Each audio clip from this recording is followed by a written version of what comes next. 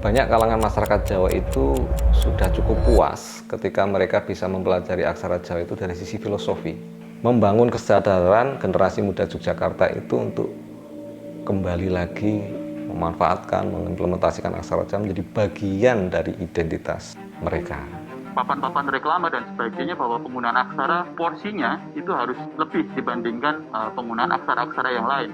Pada saat bahasa itu sudah berhenti berkembang, disitulah bahasa itu akan mulai ditinggalkan dan akhirnya mati. Pada saat penggunanya masih mau menuturkan bahasa Jawa, bahasanya itu akan terus berkembang. Sebagai negara kepulauan dengan ribuan bahasa yang beragam ini dimiliki oleh Indonesia. Keberagaman ini juga tercermin dalam aksara-aksara unik yang menjadi bagian penting dari warisan budaya. Salah satunya adalah aksara Jawa yang tidak hanya memikat tetapi juga memiliki potensi besar untuk berkembang dan memainkan peran penting di masa depan.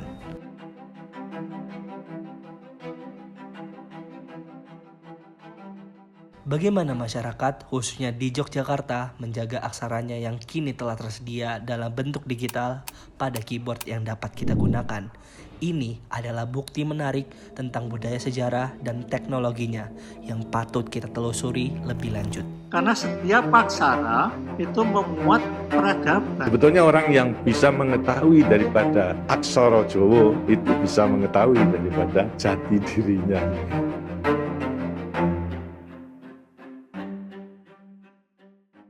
Sejarah bukan sekedar jejak waktu, melainkan fondasi yang membentuk segala sesuatu yang luar biasa. Sebelum kita melangkah ke masa depan, kita harus memahami bagaimana masa lalu membentuknya. Aksara Jawa kebetulan yang sedang kita coba bicarakan hari ini adalah turunan dari aksara-aksara sebelumnya yang kita tahu, yang banyak oleh awam kita tahu bahwa aksara Jawa ini merupakan bentuk evolusi dari aksara Kawi. Aksara Kawi itu mungkin dipahami sebagai aksara Jawa kuno yang banyak berlimpah di prasasti-prasasti candi-candi kita di era abad ke-9, 8 itu. Dan aksara Kawi itu sendiri juga nanti akan menjadi bagian dari evolusi aksara Pallawa. Dan aksara Pallawa mau tidak mau kita mengakui bahwa itu memang turunan dari aksara Brahmin. Aksara Brahmi ini adalah aksara yang berkembang menjadi aksara-aksara yang bersifat abugida atau aksara yang memang wilayah-wilayah persebarannya ada di wilayah Asia Tenggara, di India, dan termasuk Jawa juga. Jadi secara evolusi aksara Jawa itu memang berasal dari evolusi aksara Kawi, Pallawa, dan Brahmi. Aksara Jawa pernah menjadi bagian tak terpisahkan dari kehidupan masyarakat sebagai sarana komunikasi dan tulisan. Naskah-naskah kuno menjadi saksi perjalanan panjang penggunaan aksara ini. Namun, dengan kedatangan huruf Latin pada abad ke-16 Masehi, aksara Jawa tidak serta-merta digantikan. Pada masa itu, masyarakat masih menggunakan keduanya secara berdampingan. Namun, pada abad ke-20 Masehi, penggunaan aksara mulai mengalami penurunan drastis. Hal ini disebabkan oleh biaya percetakan aksara yang lebih tinggi dibanding dengan huruf Latin, yang membuat aksara semakin sulit diakses, terutama dalam dunia pendidikan. Setelah kemerdekaan, tantangan dalam bidang militer, diplomatik, dan ekonomi semakin mempercepat penurunan eksistensi aksara Jawa. Waktu itu memang ketika kita berikrar untuk memiliki satu bahasa persatuan, bahasa Indonesia, maka yang dipilih untuk menuliskan bahasa Indonesia itu memang basic Latin.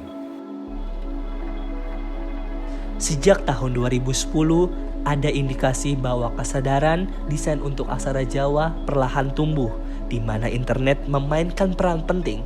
Bentuk huruf aksara Jawa dalam tulisan dianggap kasar dan tidak terlihat baik untuk digunakan secara luas. Namun, ini memunculkan kesadaran segelintir orang untuk mengembangkan keestetikan itu dalam dunia digital, mencari naskah yang bisa disederhanakan dan membuatnya dalam bentuk font. Setelah itu kemudian saya melihat ada teman saya membuat font yang berdasar dari naskah. Dan itu menurut saya waktu itu bisa ya ternyata membuat font dari naskah lama gitu loh.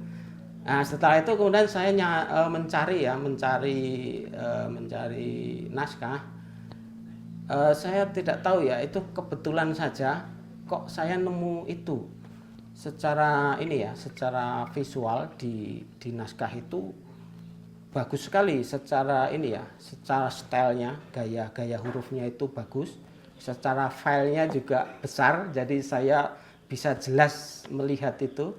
Jadi ya setelah itu kemudian saya membuat font aksara Jawa itu beda dengan pembuatan font Latin, karena dari sisi proses mungkin sama, tapi dari sisi bahwa kalau pembuat font aksara Jawa itu minimal dia harus tahu tata tulis, karena tata tulis itu berpengaruh dengan font yang nanti jadi di aksara Jawa itu ada kombinasi-kombinasi yang ketika perubahan itu ada huruf atau aksara yang berubah. Nah, itu yang harus dipahami seorang pembuat font.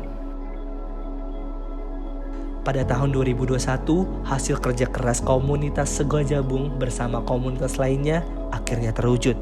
BSN memberikan sertifikat SNI untuk papan ketik aksara Jawa dan font yang telah terstandarisasi. Dengan begitu, aksara Jawa kini dapat dengan mudah digunakan pada ponsel genggam maupun komputer.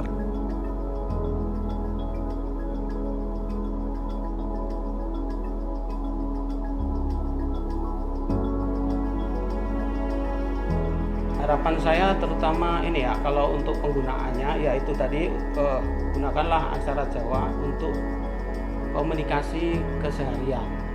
Jadi tidak perlu mikirin hal-hal yang lebih tinggi, atau misalnya saya harus melestarikan atau saya sebagai penggiat atau saya gunakan saja aksara Jawa sebagai alat komunikasi keseharian, itu saja.